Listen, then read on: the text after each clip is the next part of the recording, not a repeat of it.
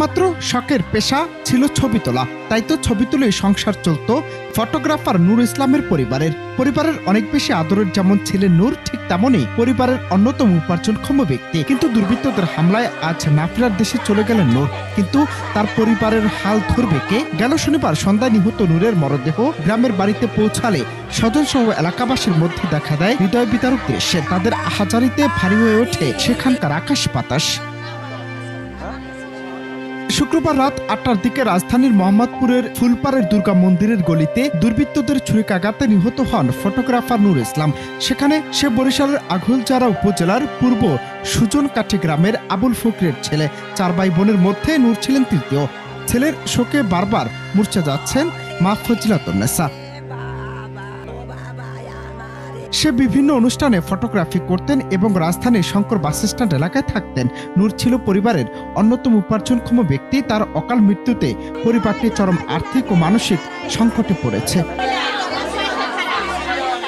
ওই দিন রাত ৮টার দিকে একটি অনুষ্ঠানে ছবি তোলার জন্য ফটোগ্রাফার হিসেবে নূরকে ভাড়া করেন জনৈক এক ব্যক্তি। ওই অনুষ্ঠানে যাওয়ার পথে দুর্বৃত্তরা ধারালো অস্ত্র দিয়ে তার মাথা ও 2 হাতে কুপিয়ে জখম করে এবং তার সাথে থাকা 2টি ক্যামেরা নিয়ে যায়। গুরুতর আহত অবস্থায় প্রথমে তাকে স্থানীয় একটি হাসপাতালে নেওয়ার পর সেখান থেকে ঢাকা মেডিকেলে নিলে চিকিৎসক নূরকে মৃত ঘোষণা করেন। শনিবার সন্ধ্যায় নিহত নূরের মরদেহ গ্রামের বাড়িতে পৌঁছায়। কালকে ফোন দিয়া বাহির থেকে নিয়ে তার বন্ধু ওই মানে ইমন এই লোকজন লইয়া দাফাজা করিয়া আমার ছেলে কোপাইয়া হত্যা করে, আর ক্যামেরা সব লইয়া যায়। এই আমি বিশ্বাস করি। এখন আমার কথা হইলো এটা সুষ্ঠু তদন্ত হোক, দোষী আমি কিনা এটা তো মানে তদন্ত হইলেই তো বোঝা যাবে দোষীটা কে। ঠিক আছে, তদন্ত হোক। আমি চাই যে সিসি ক্যামেরা আরও ফুটেজ বহুত আছে, এগুলো সব চেক হোক, আর যারা অপরাধের সাথে জড়িত বা অপরাধ যারা করেছে সবার ফাঁসি হোক, এটা হচ্ছে আমি চাই। আমি প্রত্যক্ষদর্শী, আমি দেখছি সব কিছু।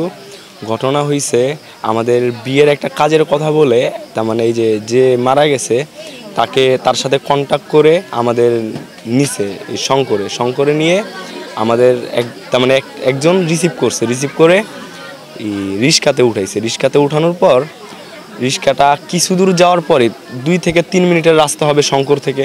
2 থেকে 3 মিনিটের রাস্তায় যাওয়ার পরই 8-9 জন মনে করেন কি আমাদের ঘিরে ধরছে।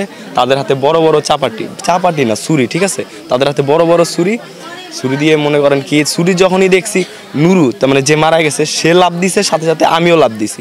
লাভ দেওয়ার সাথে ধরেন আমি পিছের দিক দিয়ে যেদিক দিয়ে আমাদের রিস্কাটা আসছে সেদিকে আমি দৌড় দিতে গেছি, আর নুরু হচ্ছিল সোজা যেদিকে রিস্কা যাইতাছিল ওই সোজা দৌড় দিছি। আমি শুধু এতটুকু দেখছি, আর আমি পিছে দৌড়টা দেওয়ার সময় আমার আমার ক্যামেরার ব্যাগ যেটা ছিল সেটা ধইরা ফেলছে যখন, আর ওদের হাতে তো মন কি ছুরি। এখন যদি আমি ব্যাগটা না ছাড়ি তাহলে তো আমাকে কোপ দিয়ে দিতে পারে।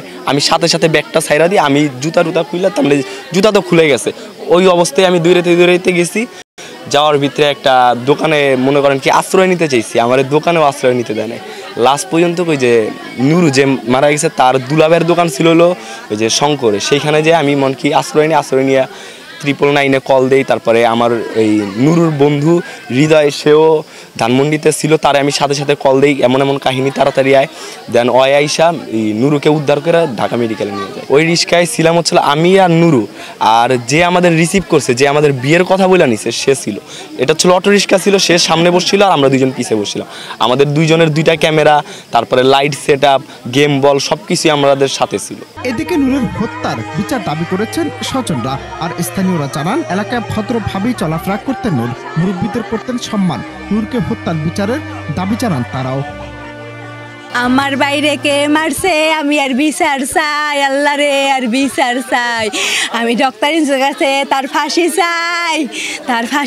আমি আমার বাইরে যে মারছে তার বিচারের পর আমি খাবার আগে কোনো খাবার খাবো না। আমার এই কথা। আমার বাড়ির ক্যামেরা নিয়ে গেছে, হ্যাঁ আমার বাড়ি দাওয়াইয়া মারছে, কেউ আমার বাড়ি একটু ধরে নাই। আরে আমার বাইরে কোপাইয়া মারছে রে, এরকম নির্মম হত্যা করেছে। আমার বাড়ি ভাই বাঁচতে চাইছিল, আমার বাইরে কেউ বাঁচায় নাই, কেউ বাঁচায় নাই, কেউ ধরে নাই আমার ভাইটারে।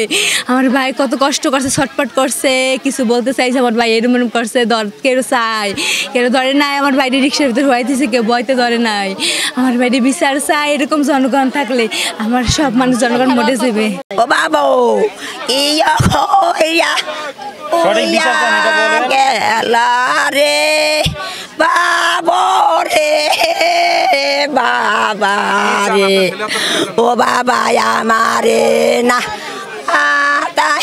ওরা বাইরে বাইরে 4টে ভাই আর বোনেরা অনেক ভালো, ওরা অনেক ভালো। ওরা জানেন না ওরা যে কত ব্যবহার ভালো আগো, যে যে লাগে নামের সেরা কেউ বলতে পারবে না। ছোটবেলায় দেয় মানে কর্মঠ ছিল ও, মোটামুটি ভালোই মেধাবী ছিল। আর এরকম নির্মম ঘটনার সাথে জড়িত তা যেন দৃষ্টান্তমূলক ফাঁসি হয়।